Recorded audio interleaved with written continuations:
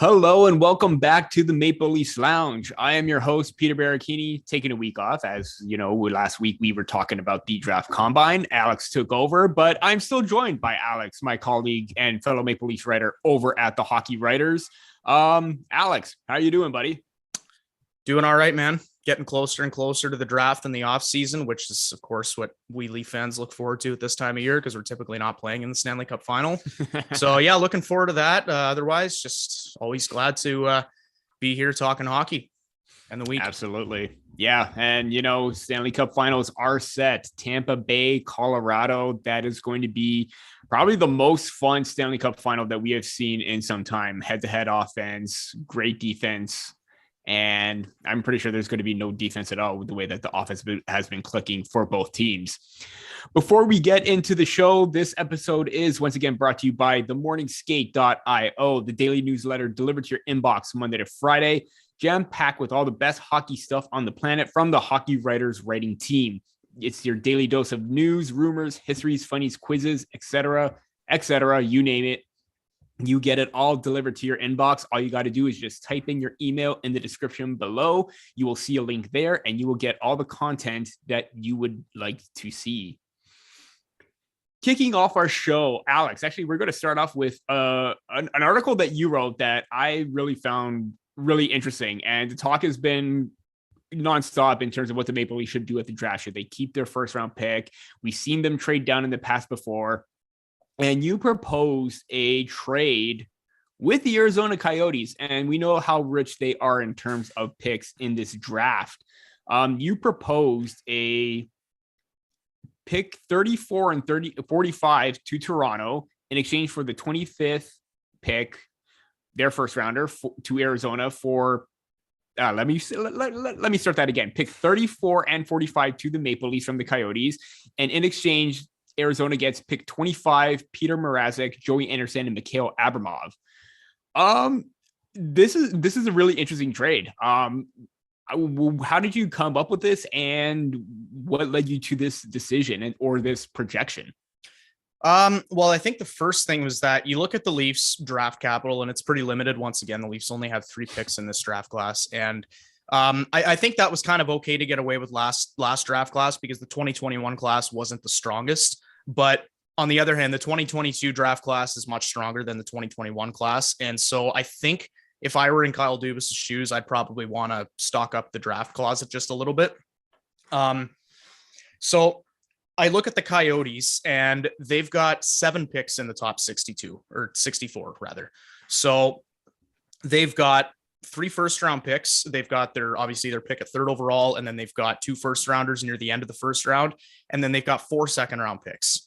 And the Coyotes, as we all know, for the longest time have been scraping near the bottom of the barrel. They've been drafting high, usually find themselves competing for the draft lottery rather than the playoffs each year. So you'd have to imagine that they're kind of getting tired of talking about high draft picks. So the trade that I proposed was essentially one where I think it benefits both the Leafs and the Coyotes pretty equally. So basically, typically when you look at a trading down scenario, it's not a first for 2 second-round picks. Usually it's something like a first for a second and say like a 3rd or a 4th round pick.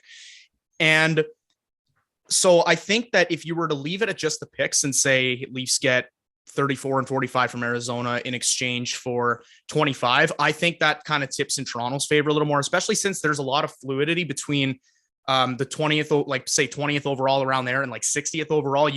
We saw the Senators take Tyler Boucher 10th overall. So anything's possible at the draft. So that alone, I think it would tip sort of in Arizona or in Toronto's favor.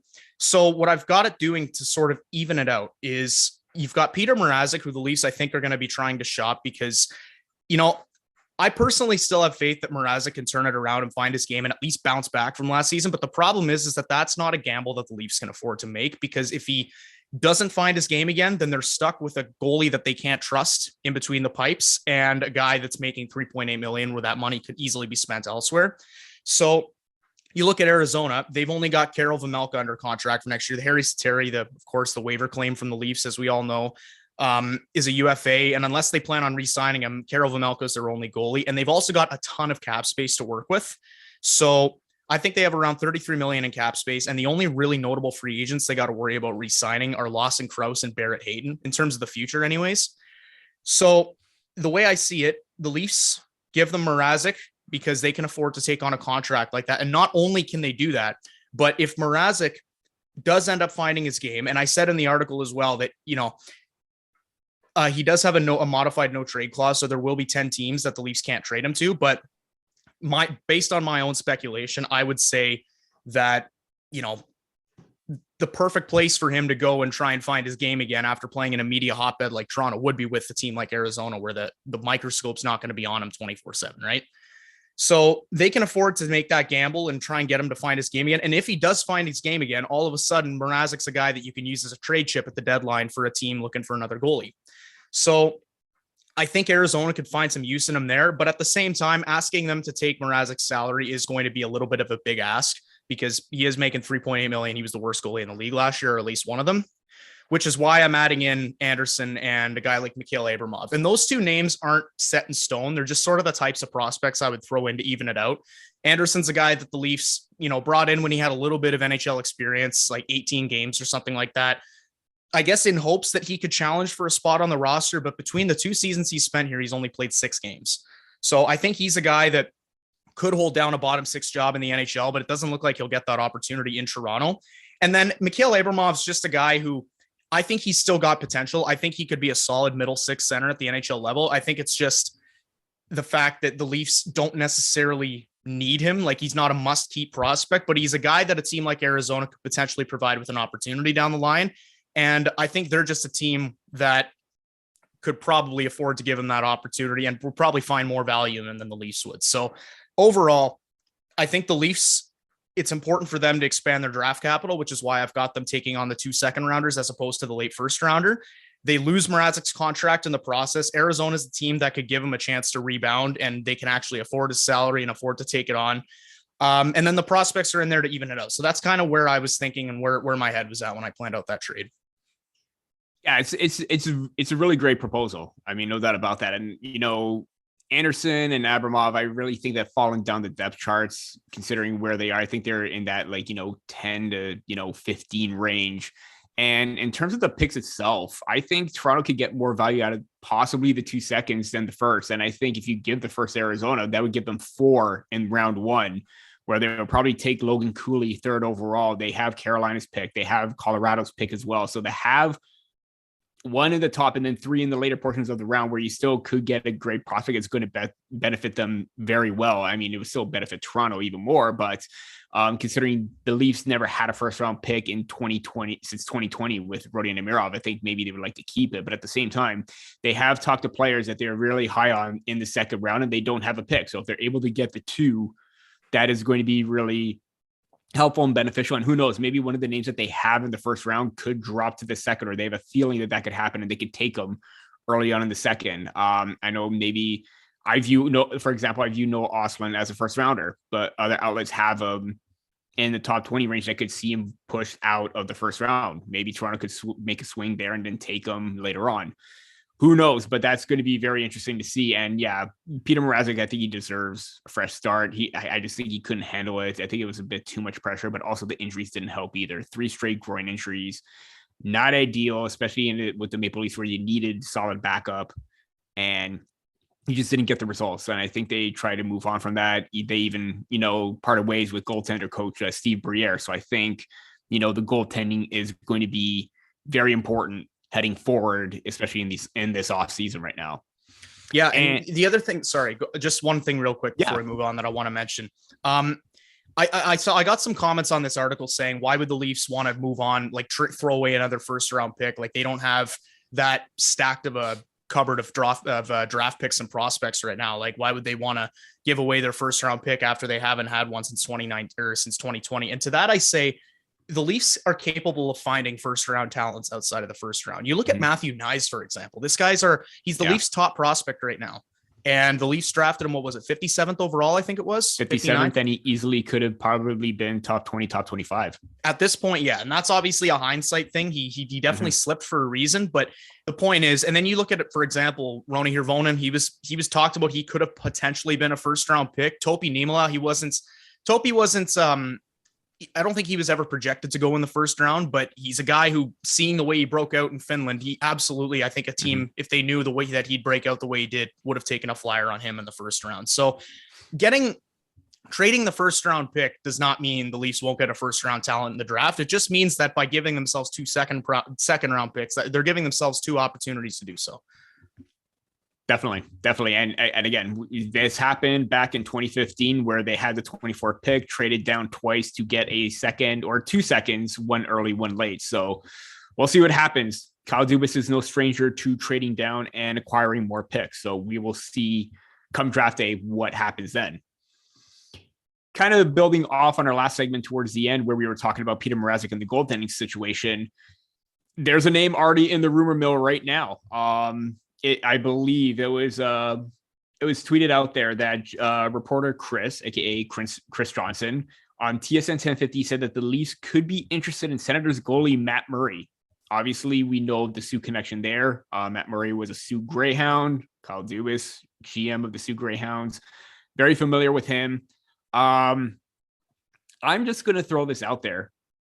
Is Matt Murray an ideal candidate, whether it's for a starter or for a backup role? I mean, I'm probably based on the way that the Leafs signing of Peter Mrazek went, I don't know why they would even be entertaining the idea of bringing Matt Murray in. I'm sorry, but you look at this guy's contract, he's making $6.25 million right now, and he's going to be making that this season and next season. So I don't understand why the Leafs, when they've already got Peter Mrazek there, who, you know, I'm not going to compare him to Matt Murray, but he's had his good seasons lately as well. Like, aside from this past season, he's a guy you can bank on giving you some good games. He's making $3.8 million, which is just over half of what Matt Murray's making. And he's also got 2 years left. So I don't understand why the Leafs would go to an effort to trade Peter Mrazek, but then at the same time bring in a guy who's also had injury issues, who's also been inconsistent in recent years. Granted, he has been playing for a pretty terrible Ottawa Senators team, but this just seems like the exact opposite of what Kyle Dubas should be thinking about right now and what he would be wanting to do. I think the only way that I can kind of justify this in my mind is if the Leafs bring back Jack Campbell, first of all, because I don't think they'd want to go into next season with Matt Murray as their number one option. Getting Jack Campbell re-signed, and then maybe in a trade with Ottawa where they retain 50% of his salary or something to that effect. Because at that point, Murray's kind of making around where Mrazek's making right now, and it's still not great. But I just think that, once again, there's too many risks involved. The way that this season went with Mrazek and the Leafs signing him, taking a flyer on him, knowing his durability issues and knowing the risks that came with it. Obviously, I don't think anyone could have predicted how terrible he played this year, aside from his injuries, but it's just that it's one of those things where it's a big risk to take. And I think that if the Leafs are serious about having a good goaltending tandem, I don't think Matt Murray should be their number one option. Yeah, obviously you mentioned the retained salary. That's going to have to be issue thing number one. Ottawa's going to have to retain 50% because there's no way, with the way that he's playing right now, he's worth 6.25. And apparently he is still on injured reserve right now. So we don't know exactly how that's going to unfold. You mentioned his injury history, even dating back to the Pittsburgh Penguins when he had success and he won those 2 cups. A little bit of a concern. He's considering how much time he has missed. And obviously, yeah, he has the 2 cups. I think that's the only reason why you would entertain the offer or the potential for Matt Murray.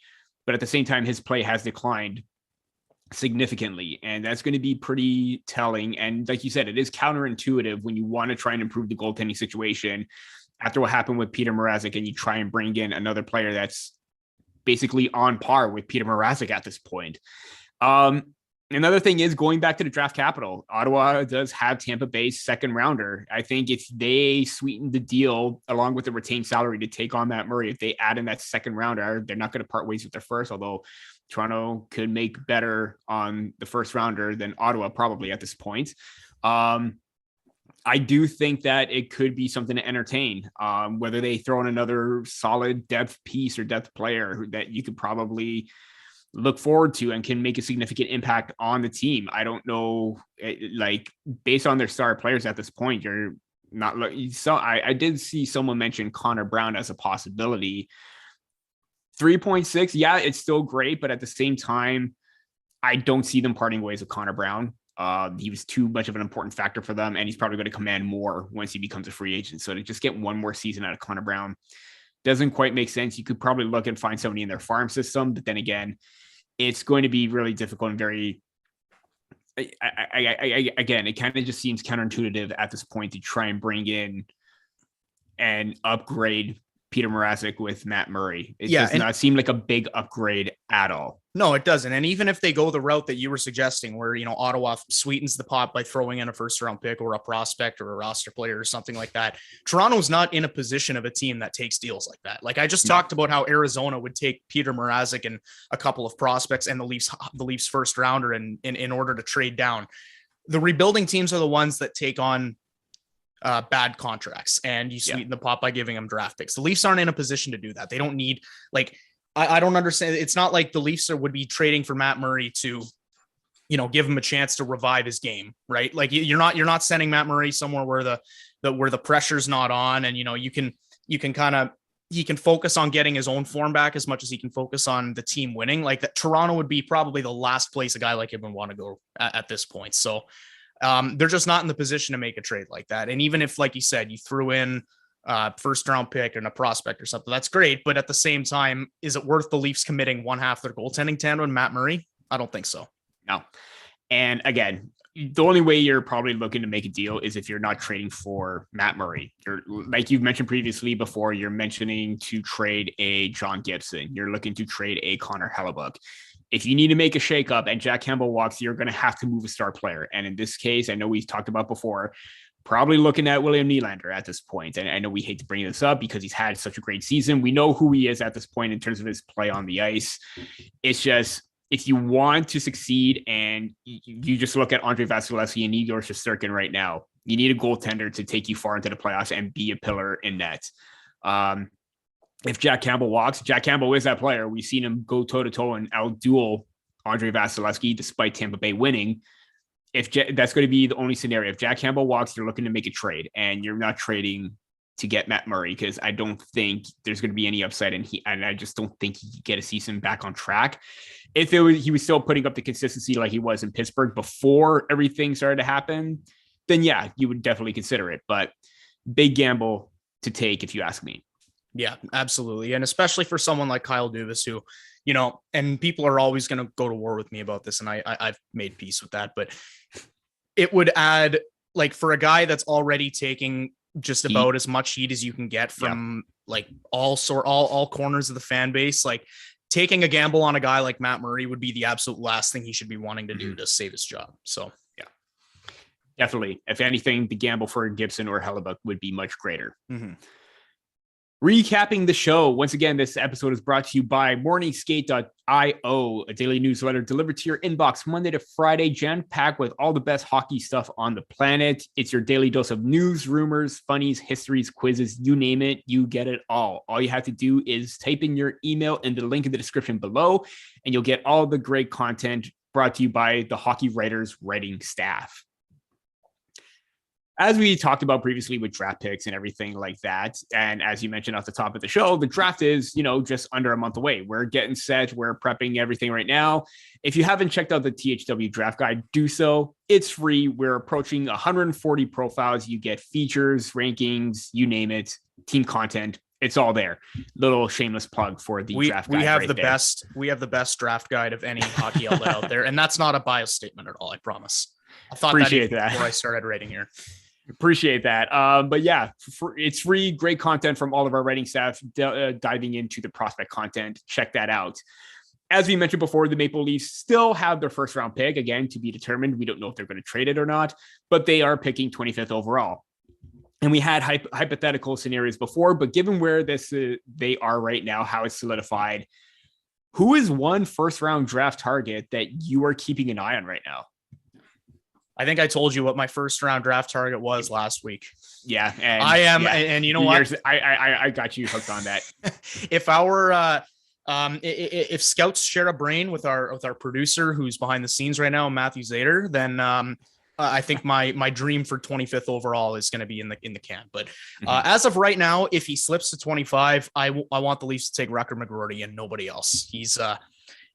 we've already we talked about him last week. He's a guy who models his game after Matthew Tkachuk, maybe with a little less of the pest aspect to it.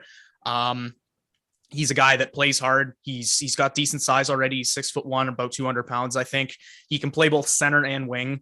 And he's one of three players ever from, was it Nebraska?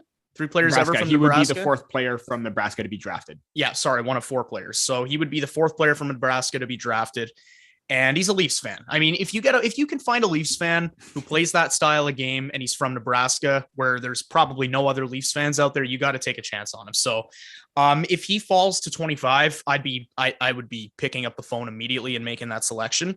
But if he's not there in the potentially likely event that he's not, then there are a number of different guys I'm looking at. I'm big into Ryan Chesley. I think he's a guy that the Leafs could fit into their defensive core pretty nicely. I think Callie Odelius, as I said, I took him in the THW mock draft. I'm sure there were some people out there that were upset that I took a small, smooth skating Swedish defenseman, but I mean, that's just the way that some people will think about prospects.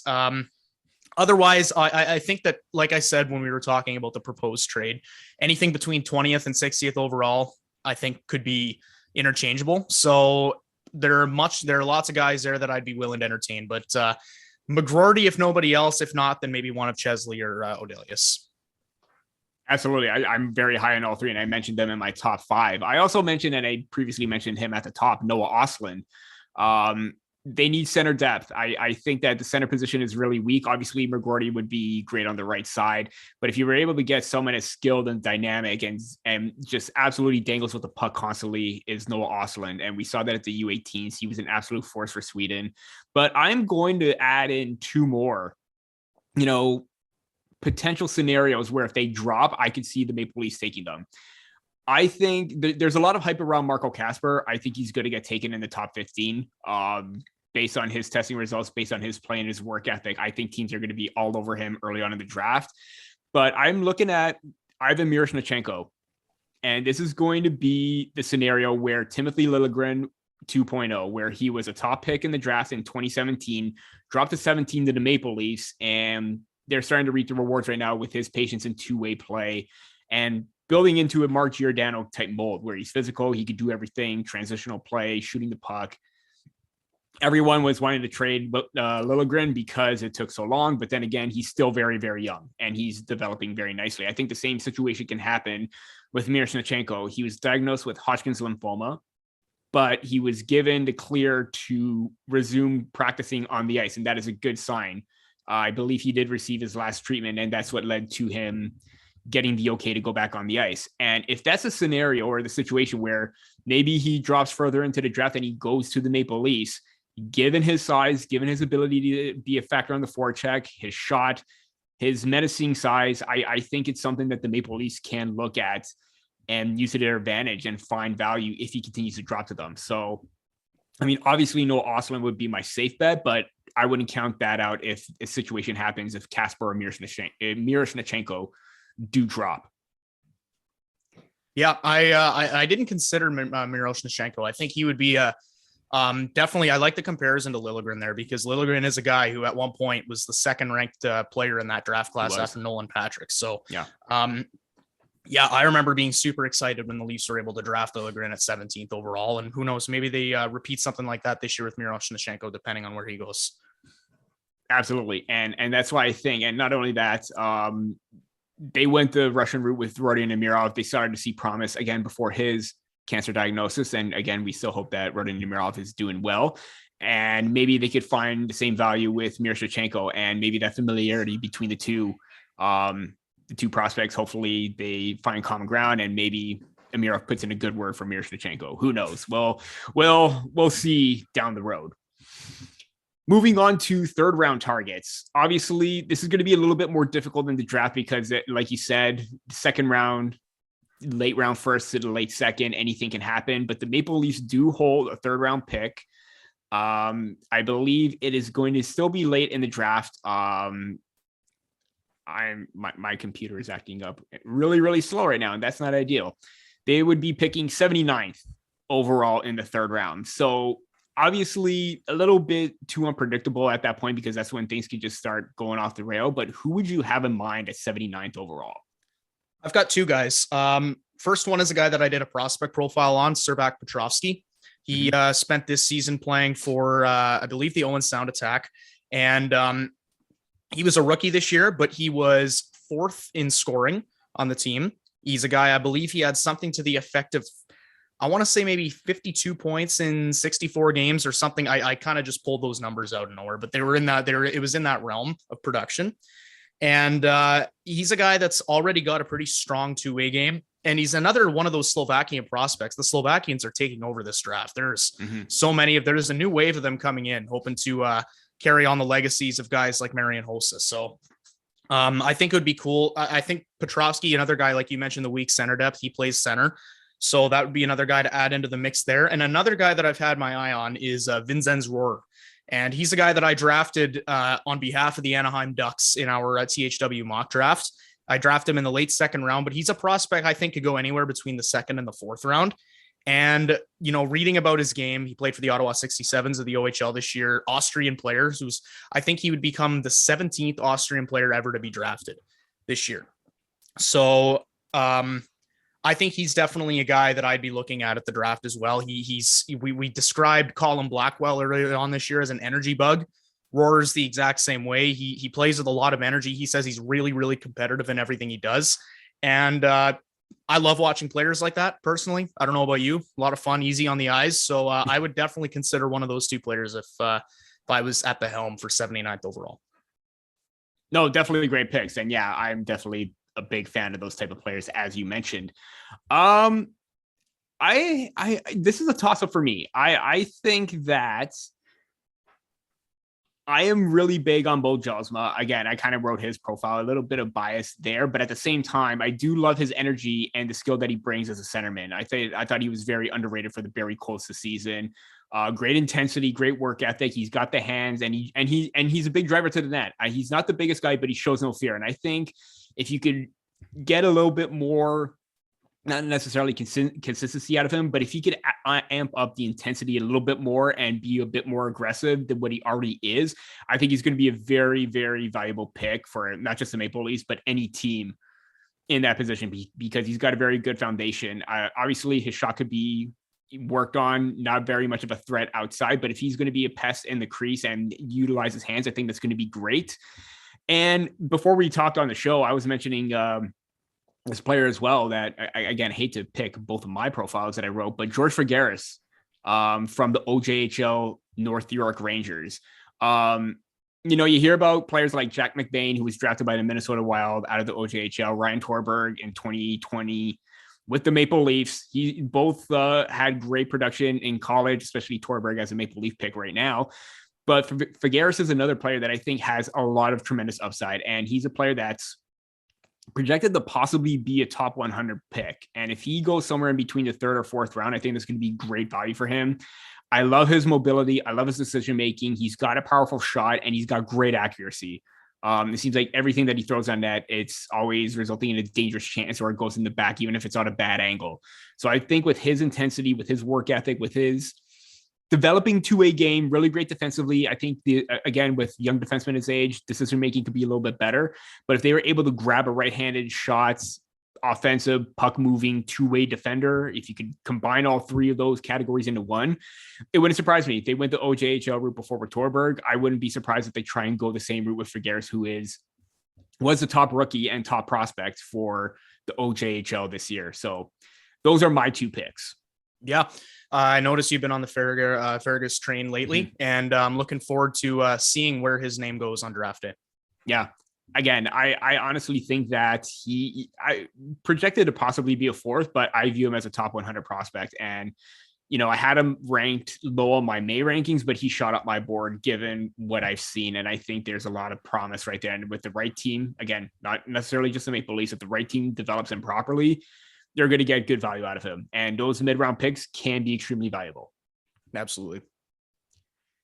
And that is it for this week's show. Thank you for tuning in. Once again, this episode is brought to you by morningskate.io, daily newsletter filled with the best rumors, hockey history, funnies, quizzes, you name it. All you got to do is type in your email below to get the newsletter into your inbox every single day. Link in the description is below. You'll get all the great content brought to you by the great Hockey Writer staff every single day. You will not regret it. Once again, that is it for this episode of the Maple Leafs Lounge. For Alex Hobson, I'm Peter Baracchini, and we'll see you next time.